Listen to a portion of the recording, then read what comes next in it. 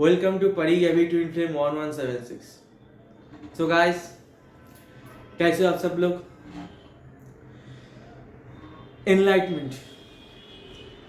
Enlightenment अपने आप में एक बहुत बड़ा शब्द है। ट्विन फ्लेम हो, एक सोल डिवाइड है दो अलग अलग बॉडी में, कैसे रियूनियन कर पाए, उसके बाद एनलाइटमेंट के तरफ जा पाए। बहुत सारा कॉम्प्लिकेशन है माइंड में। तो एनलाइटमेंट का मतलब क्या होता है? क्या होता है एनलाइटमेंट का मतलब? क्या इसका मतलब ये होता है कि सब कुछ छोड़ के चले जाना?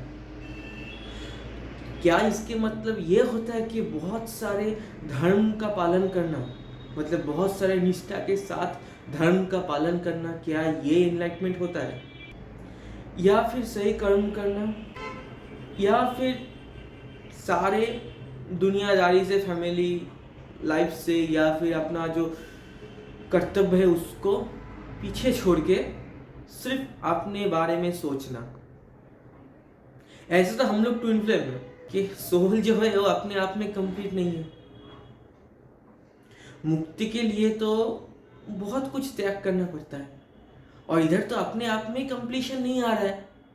एक डिवाइन फेमिनिन है और एक डिवाइन मस्कुलाइन, एक सेम सोल दो अलग अलग बॉडी में डिवाइडेड है। उसको कैसे पूरा किया जाए? उसके बाद तो भाई सोचेंगे कि एनलाइटमेंट की तरफ कैसे जा पाए। बहुत सीरियस मैटर है और बहुत ज़्यादा इम्पोर्टेंट भी है, क्योंकि हम लोग तो अलग, जो नॉर्मल बंदे लोग जो होते हैं आम आदमी की तरफ तो नहीं है ना हम लोग। एक डिवाइन फेमिनाइन, एक डिवाइन मैस्कुलाइन, दोनों ही आम आदमी से बिल्कुल अलग है। हम लोगों के ऊपर ईश्वर का, जिसको भी आप मानते हो, जिस धर्म को आप मानते हो, आपके लिए खुदा का रूप कोई भी हो, चाहे वो श्री कृष्ण हो या फिर राधा रानी हो, या फिर आप इस्लाम से हो या फिर क्रिश्चियनिटी से हो, कोई भी धर्म से आप हो, बुद्धिस्ट हो, कुछ भी हो, लेकिन जो भी आपका परमात्मा है उससे अपने आप को जुड़ना है एट द एंड। तो पहले अपने आप को तो पूरा कर ले। ये अपने आप को पूरा करना ही तो इतना तकलीफ है हम ट्विन फ्लेम वालों के लिए। लेकिन सच मानो ये बहुत ज़्यादा फॉर्चुनेट है हम लोगों के लिए। हाँ, पैथेटिक है, बहुत कॉम्प्लेक्स है, ना सबसे बात कर सकते हैं, ना सबको ये समझा सकते हैं। क्योंकि जो आम बंदा होगा उसको जाके हम जितना चाहे बोल दे इसके बारे में, उसको लगेगा कि हम फालतू का बकवास कर रहा है। लेकिन ये सच में होता है, और ये सिर्फ उन पर्टिकुलर इंसान को मालूम है जो इस जर्नी को जी रहे हैं। और ये सच में बहुत ही फॉर्चुनेट जर्नी है। ये भी उन सबको मालूम है जो यूनियन में आ चुके हैं और उसको मेंटेन कर पा रहा है। यूनियन में आना सबसे बड़ी बात नहीं है, यूनियनशिप को मेंटेन कर पाना सबसे बड़ी बात है। तो पहले ये समझते कि मुक्ति क्या होता है, एनलाइटमेंट क्या होता है, सोल एनलाइटमेंट क्या होता है। सोल एनलाइटमेंट का पहला जितना मैंने समझा है, उसका एक ही मतलब होता है डिटैचमेंट, डिटैच हो जाना। तो क्या इस फैमिली से डिटैच हो जाना, ये लाइफस्टाइल से डिटैच हो जाना, या फिर सब काम बंद कर देना, बैठ के खाना? नहीं, ये सब कुछ बिल्कुल भी नहीं है।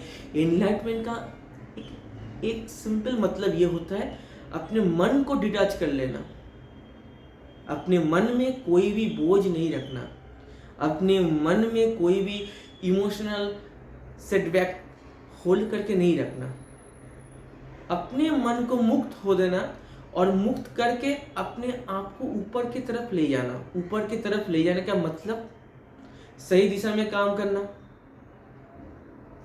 लोगों का सेवा करना।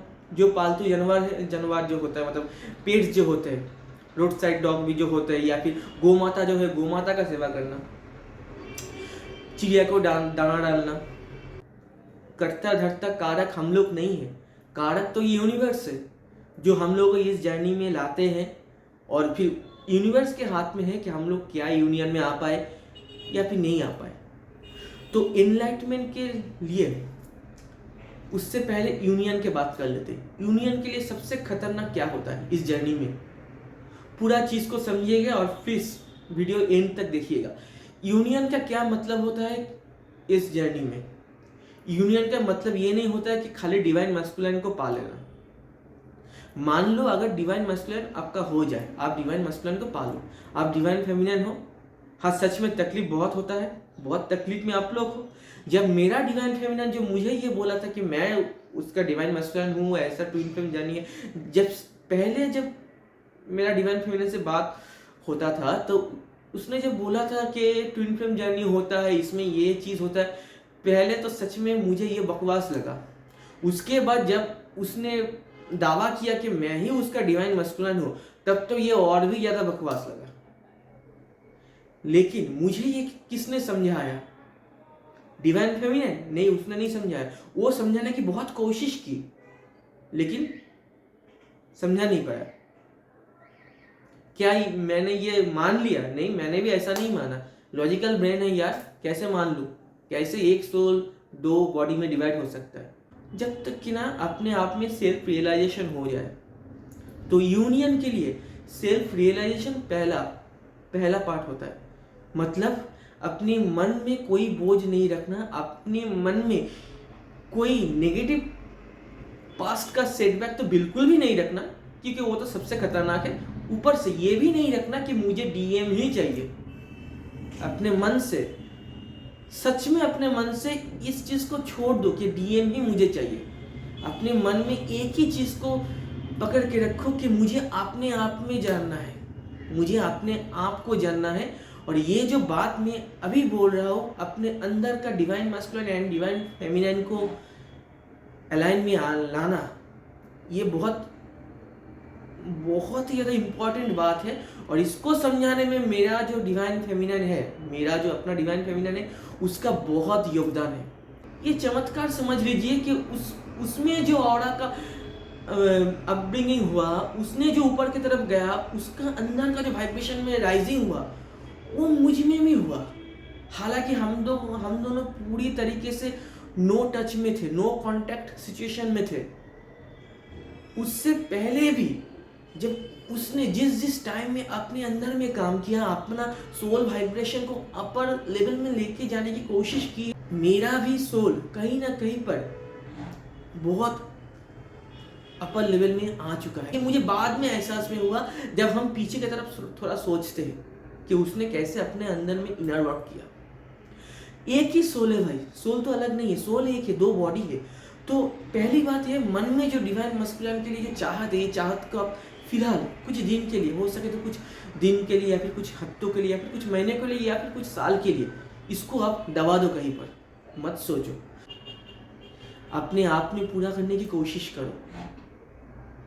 इसके लिए सही जो ट्रेनिंग होता है, सही जो प्रोसीडियर होता है, सही जो थिंकिंग पैटर्न है जिसको आप फॉलो करना चाहिए, या फिर कई हद तक कुछ पर्टिकुलर सेगमेंट में लॉ ऑफ अट्रैक्शन का यूज भी होता है, जो आपको एक सही गुरु, जो ट्विन फ्लेम कोच है वो आपको समझा पाएगा। वो अलग चैप्टर है। गुरु का महत्व तो बहुत है। जैसे आप देखिए, ट्विन फ्लेम का काम क्या होता है, मेन ट्विन फ्लेम का क्यों कोई फॉर्चूनेट होता है, ट्विन फ्लेम है क्या? ट्विन फ्लेम फॉर्चूनेट इसीलिए होता है क्योंकि इसमें यूनिवर्स का बहुत आशीर्वाद रहता है। आशीर्वाद इन द सेंस, आप बहुत लोगों की हेल्प कर सकते हो, आप लोगों के पास बहुत पावर होता है। सच में ये होता है पावर।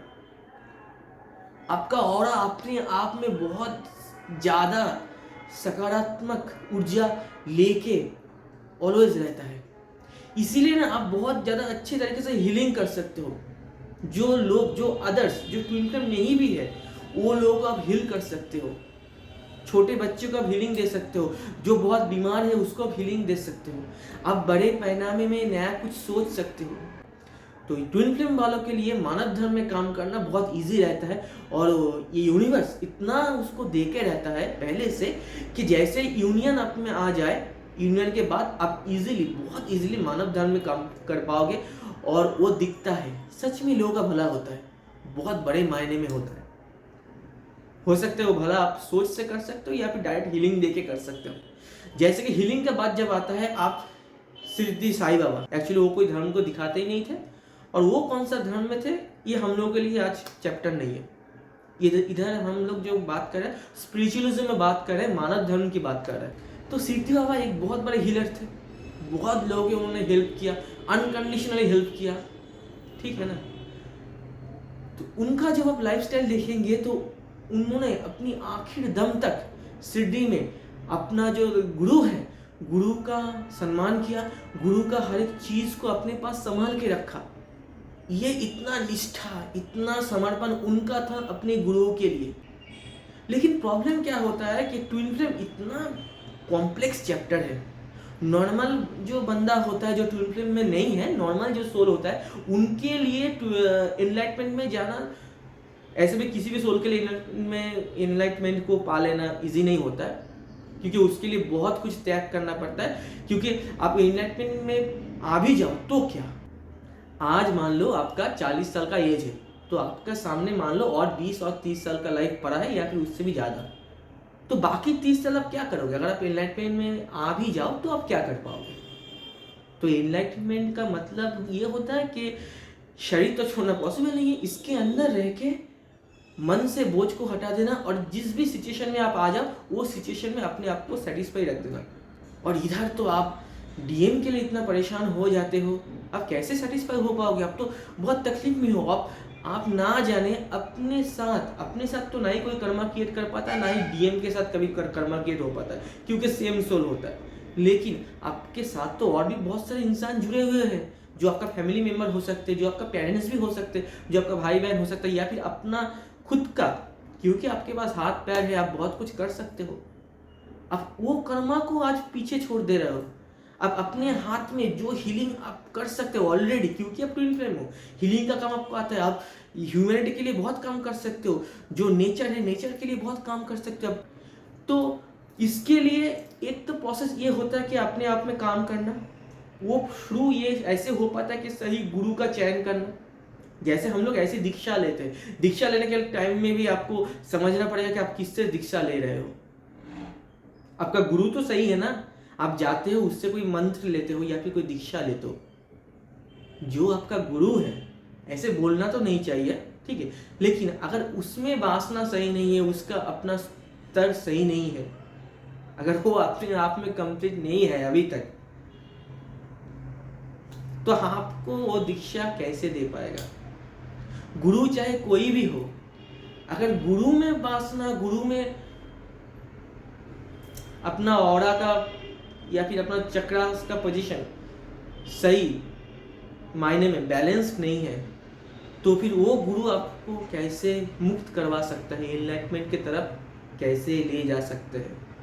कोई भी गुरु इस धरती पे ऐसा नहीं है जो आपको एनलाइटमेंट की तरफ लेके जा सकते हैं। आपको एनलाइटमेंट की तरफ सिर्फ आप ही ले जा पाओगे, सिवाय आपके इस धरती में, इस यूनिवर्स में कोई नहीं है जो आपको मुक्त करा सकता है। ना शरीर से होगा, ना कर्म से होगा, सिर्फ मन के लेवल से होगा, सोच से होगा। तो जो आप ये बर्डन लेके चल रहे हो कि खाली डिवाइन मैस्कुलिन, वो बर्डन को थोड़ा हल्का कर दीजिए, थोड़ा इसको हल्का कर दीजिए, थोड़ा बोझ हल्का हो गया।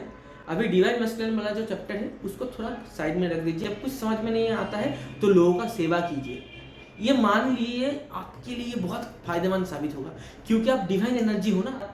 थोड़ा बहुत जैसे जैसे आप नेगेटिविटी को अपने अंदर से रिड्यूस करते जाएंगे, ये हीलिंग पावर, पॉजिटिविटी अपने अंदर में आता रहेगा। आपको तो खाली करना पड़ेगा ना। आप ऑलरेडी एक मान लो एक जार है, एक बोतल है, उसमें पहले से लिक्विड डाल के रखे हो, तो आप कैसे पॉजिटिविटी अंदर ले पाओगे?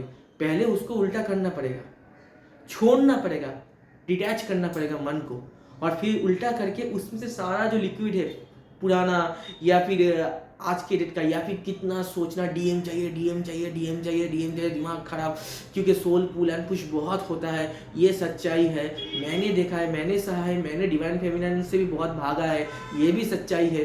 तो बाद में समझा, लेकिन पहले दौर पे आपको उस बोतल को उल्टा करके उसको खाली करना पड़ेगा। जब तक वो पूरी तरीके से खाली नहीं हो पाएगा, तब तक आप अपने अंदर में पॉजिटिव एनर्जी को इनटेक कर नहीं पाओगे।